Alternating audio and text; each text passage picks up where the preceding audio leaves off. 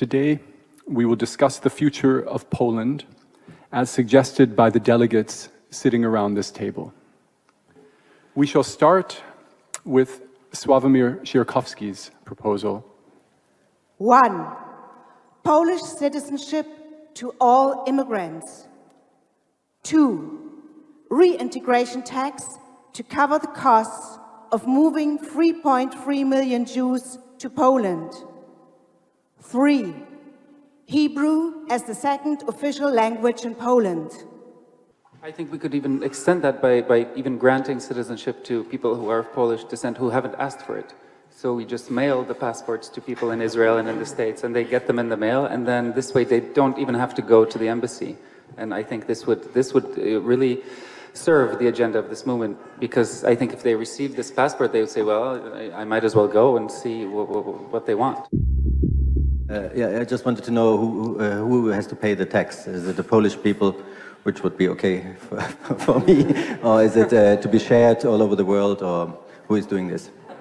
Yeah, I think it wouldn't be bad to tax the Germans, of course, which is what you're implying, of course. I think it wouldn't be bad. I think this would also be the first, it would be a precedent, because it would be the first case of one country taxing the citizens of another country. I think this would be a marvelous international precedent. I think that's, as a kind of an absurd gesture, it would be wonderful.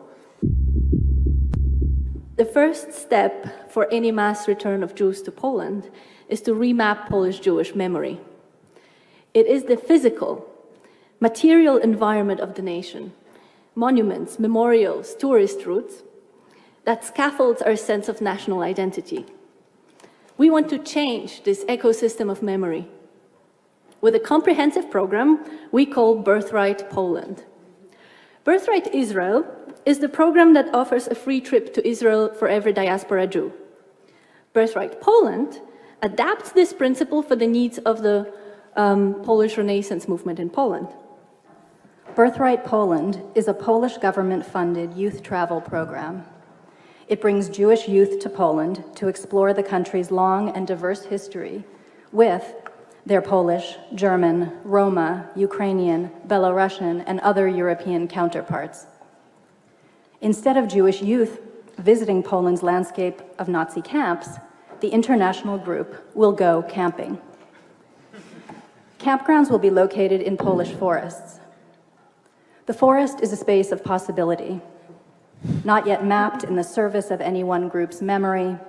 It is a space ripe for reimagining. As an old Jewish legend has it, it was in the forest that the first Jewish travelers to Poland discovered their God-given home. According to the legend, entering the woods, they saw a passage from the Talmud engraved on every tree. And they knew they had come to the land where their ancestors dwelt.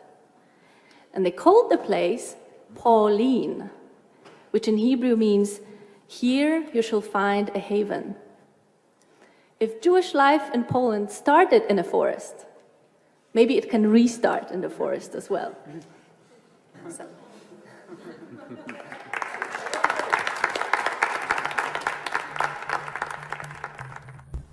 Jeśli te postulaty, ich styl oraz treść mogą wprawić w osłupienie, to proszę posłuchać innych propozycji członków ruchu, które świetnie pokazują totalitarną naturę i relatywizm moralny, stanowiące fundament zamysłu nowego porządku świata.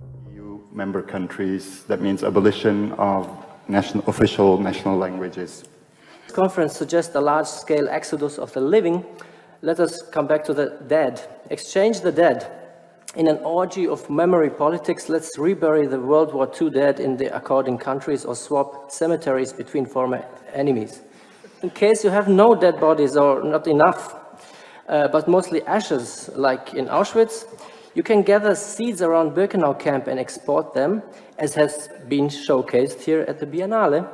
Or even better, grow edible plants and/or animals on the Birkenau ground and organize commemoration feasts where these Holocaust dishes are eaten, displaying the cannibal nature of memory politics. Eating the dead, displaying the banality of good and evil.